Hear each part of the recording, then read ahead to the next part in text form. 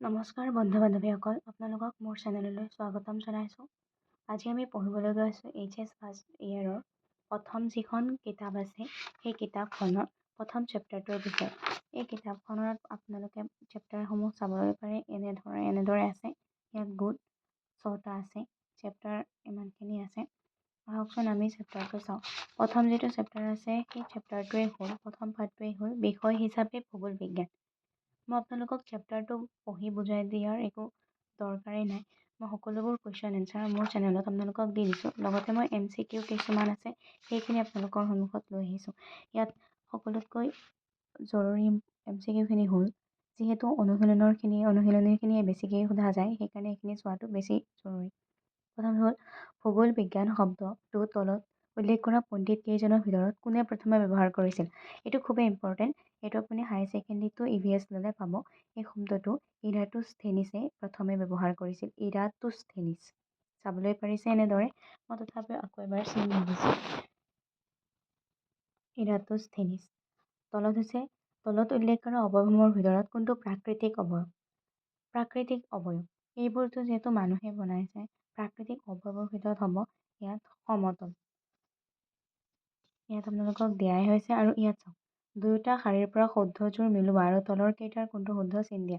ইয়াত আপোনালোকৰ 1ৰ হ'ব গটো, 2ৰ হ'ব কটো, 3ৰ হ'ব ঘটো আৰু 4ৰ হ'ব খটো।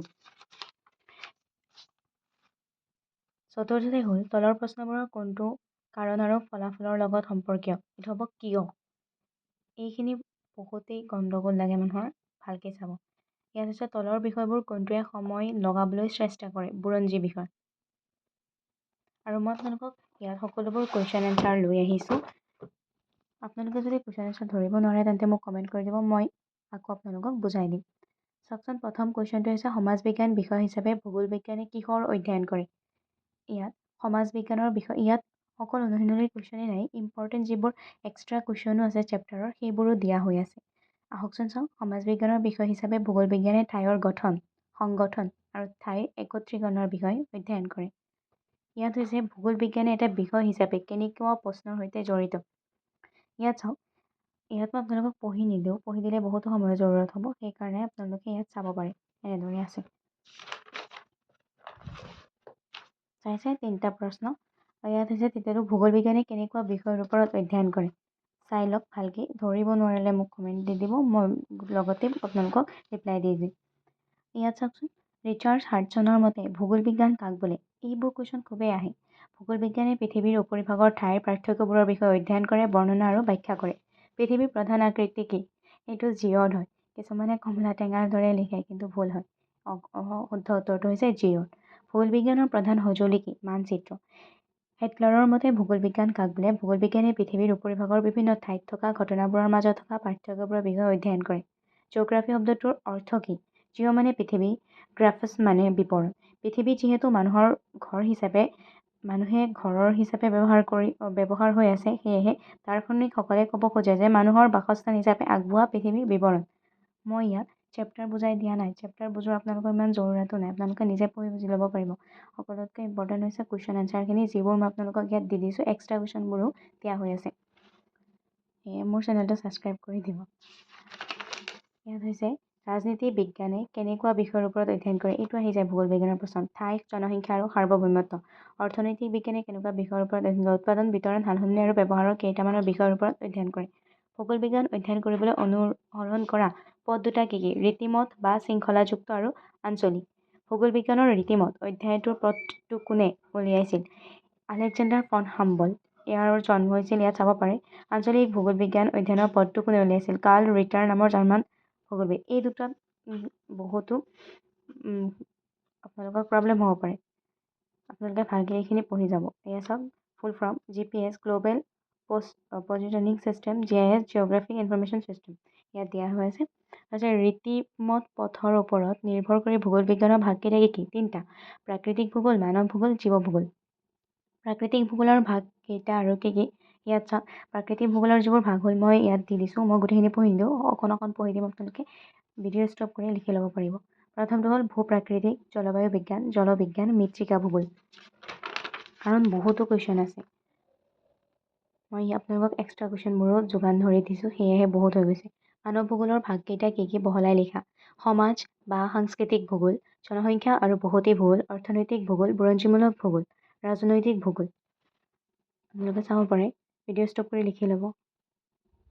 যদি কিবা বুজি নাপায় তেন্তে মোক কৰিব, মই নতুনকৈ ভিডিঅ' আপোনালোকৰ বাবে লৈ আহিম। জীৱ ভূগোলৰ ভাগকেইটা আৰু কি? ভাগকেইটাৰ বিষয়ে বহলাই লিখা। উদ্ভিদ ভূগোল, প্ৰাণী ভূগোল, পৰিস্থিতিতন্ত্ৰ বা পৰিস্থিতিক বিজ্ঞান, পৰিৱেশিক ভূগোল। এই কুৱেশ্যনটো আহেই। আঞ্চলিক ভূগোলৰ ভাগকেইটা আৰু কি? আঞ্চলিক ভূগোলৰ ভাগ 4টা। অঞ্চল অধ্যয়ন বা ঠাই অধ্যয়ন, আঞ্চলিক পৰিকল্পনা, আঞ্চলিক বিকাশ বা উন্নতি আৰু আঞ্চলিক বিশ্লেষণ। সকলোবোৰ বিষয়তে থকা দুটা সাধাৰণ দিশ, এইখিনি আপোনালোকে চাই ল'ব পাৰে। অনুশীলনী, আহকচোন অনুশীলনীখিনি চাওক। অনুশীলনী দিছে, এই কুৱেশ্যনটো ইমান জৰুৰত নহয়, তথাপিও আপোনালোকে চাই ল'ব পাৰে। অনুশীলনী, তোমালোকে টেলিভিছন, ক্ৰিকেট, কমলা টেঙা আৰু কোমোৰা দেখিছা, সেইবোৰৰ ভিতৰত কোনটো পৃথিৱীৰ আকৃতিৰ লগত মিলে? ইয়াত মই আপোনালোকক দি দিছোঁ। এই কুৱেশ্যনসমূহ ইমান নাহে, বিশেষকৈ ভিতৰৰ প্ৰশ্ন উত্তৰবোৰহে আপোনালোকক আহি থাকে, গতিকে চাই ল'ব। তথাপিও আপোনালোকে পঢ়ি যোৱাটো ভাল। যদি ধৰিব নোৱাৰে মোক জনাই দিব, মই আপোনালোকক নতুনকৈ আকৌ ভিডিঅ' বনাই দি দিম বা বুজাই দিম, কমেণ্ট কৰি দিলেই হ'ল। ইয়াত চাওক, তোমালোকে হাতী, পহু, কেঁচু, গছ আৰু ঘাঁহ দেখিছা, ইহঁত ক'ত থাকে আৰু ডাঙৰ দীঘল হয়? এই কুৱেশ্যনটো ইয়াত আছে। এইবোৰ কুৱেশ্যন নাহেই, তথাপিও মই তোমালোকক ছল্ভ কৰি দিছোঁ তোমালোকৰ ভালৰ বাবে।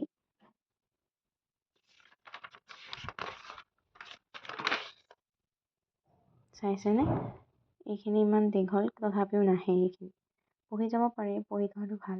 আমিও পঢ়িছোঁ আগতে। সমাজ অধ্যয়নৰ পৰিসৰৰ অভিজ্ঞতাৰে ভূগোল, ইতিহাস, পৌৰবিজ্ঞান মাজত থকা সম্পৰ্ক আলোচনা কৰা। চাইছেনে? আৰু এটা হৈছে ভূগোল বিজ্ঞান পৰিসৰ আলোচনা কৰা, ভূগোল বিজ্ঞানৰ প্ৰকৃতি সম্পৰ্কে আলোচনা কৰা। চব দিয়া হৈ আছে।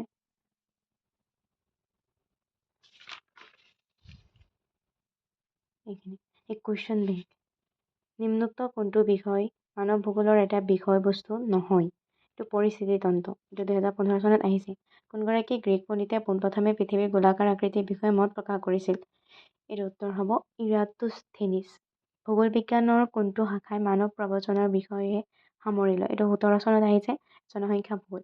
মানৱ ভূগোলৰ জনক বুলি কাক কোৱা হয়? এওঁ হ'ল কাৰ্ল ৰিটাৰ, এইটো 2018 চনত আহিছে। ভূগোল বিজ্ঞানৰ প্ৰধান শাখা দুটা, 16 আৰু 18ত আহিছে, প্ৰাকৃতিক ভূগোল আৰু মানৱ ভূগোল।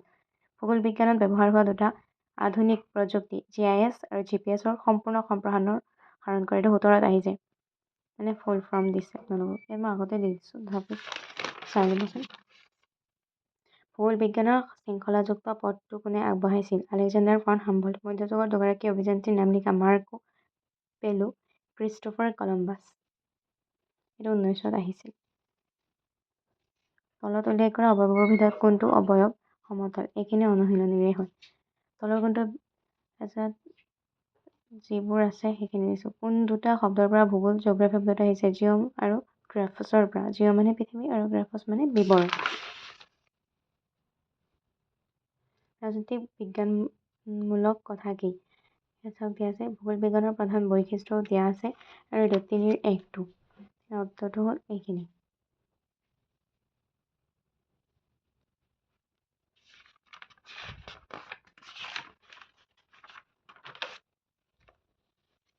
যেনে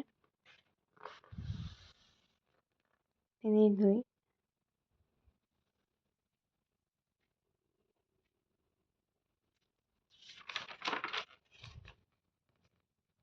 ভূগোল মানে কি? ভূ মানে পৃথিৱী, গোল মানে গোলাকাৰ বা ঘূৰণীয়া। ঘূৰণীয়া পৃথিৱীৰ লগত সম্পৰ্কজনিত অৱস্থিতি, অৱয়ব আৰু ইয়াৰ ক্ৰিয়াকাণ্ডৰ পৰা সৃষ্টি হোৱা ভৌতিক আৰু জৈৱিক মানৱসৃষ্ট সাংস্কৃতিক পৰিৱেশৰ প্ৰণালীবদ্ধ অধ্যয়নৰ পৰিক্ৰমাটোত সামৰি লোৱা শৈক্ষিক বিষয়টোক ভূগোল বোলে। ভূগোলে কিয় আঞ্চলিক বৈষম্যৰ অধ্যয়ন কৰা বুলি কোৱা হয়? পৃথিৱীৰ পৰিভাগত থকা সকলো ঠাইৰ প্ৰাকৃতিক পৰিৱেশ আৰু সামাজিক পৰিৱেশ বেলেগ বেলেগ, অৰ্থাৎ এখন ঠাইৰ পৰিৱেশৰ লগত আন এখন ঠাইৰ পৰিৱেশৰ পাৰ্থক্য আছে। গতিকে সকলো ঠাইতে ঘটি থকা বিভিন্ন ধৰণৰ প্ৰাকৃতিক আৰু সামাজিক সাংস্কৃতিক পৰিঘটনাবোৰ বেলেগ বেলেগ হয়। অঞ্চল বিশেষে থকা এনে প্ৰাকৃতিক আৰু সামাজিক পৰিৱেশৰ বৈষম্য ভূগোল বিজ্ঞানে অধ্যয়ন কৰে, আৰু সেইবাবে ভূগোলক আঞ্চলিক বৈষম্যৰ অধ্যয়ন কৰা বুলি কোৱা হয়। মানুহে প্ৰকৃতিৰ লগত কেনেদৰে সহযোগিতা কৰিবলৈ চেষ্টা কৰে? মানুহে প্ৰকৃতিৰ লগত দুই ধৰণে সহযোগিতা কৰিবলৈ চেষ্টা কৰে। নিজকে প্ৰকৃতিৰ লগত খাপ খুৱাই আৰু প্ৰকৃতিক কিছুমান সালসলনি কৰি আগুৱাই নিয়ে। উদাহৰণস্বৰূপে আদিম কালত সকলো মানুহবোৰে সম্পূৰ্ণৰূপে প্ৰকৃতিৰ ওপৰত নিৰ্ভৰশীল আছিল। কিন্তু বৰ্তমান সময়ত প্ৰযুক্তিবিদ্যাৰ উন্নতিৰ ফলত মানুহে প্ৰকৃতিক পৰিৱেশৰ বন্ধনৰ পৰা আঁতৰি প্ৰাকৃতিক দমন কৰি আগুৱাই গৈছে। অৰ্থাৎ মানুহে নিজৰ প্ৰয়োজন অনুসাৰে প্ৰকৃতিক সালসলনি কৰি ল'ব সক্ষম হৈছে। ভূগোল বিজ্ঞানক কিয় একত্ৰিত বিষয় বুলি কোৱা হয় ইয়াত দিয়া হৈ আছে।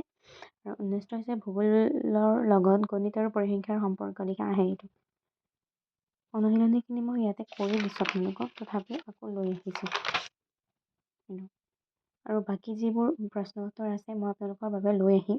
ইয়াত মই কুৱেশ্যন বেংকৰ লগতে অনুশীলনী গোটেইখিনি যোগান ধৰি দিছোঁ। চেপ্টাৰ পঢ়াৰ ইমান জৰুৰত নাই। আপোনালোকৰ সকলোতকৈ ইম্পৰ্টেণ্টটোৱেই হৈছে আপোনালোকে কুৱেশ্যন এনচাৰখিনি পাই যোৱা। আপোনালোকক কুৱেশ্যন এনচাৰখিনি প্ৰভাইড কৰি দিছোঁ। যদি আপোনালোকৰ অন্য কিবা অসুবিধা আছে মোক জনাই দিব। ধৰিব নোৱাৰিলে কমেণ্ট কৰি দিব, মই লগতে আপোনালোকক বুজাই দিম। আৰু মোৰ চেনেলটো ছাবস্ক্ৰাইব কৰিবলৈ নাপাহৰিব। ভিডিঅ'টো চাই লাইক, শ্বেয়াৰ আৰু কমেণ্ট কৰি দি যাব। ধন্যবাদ।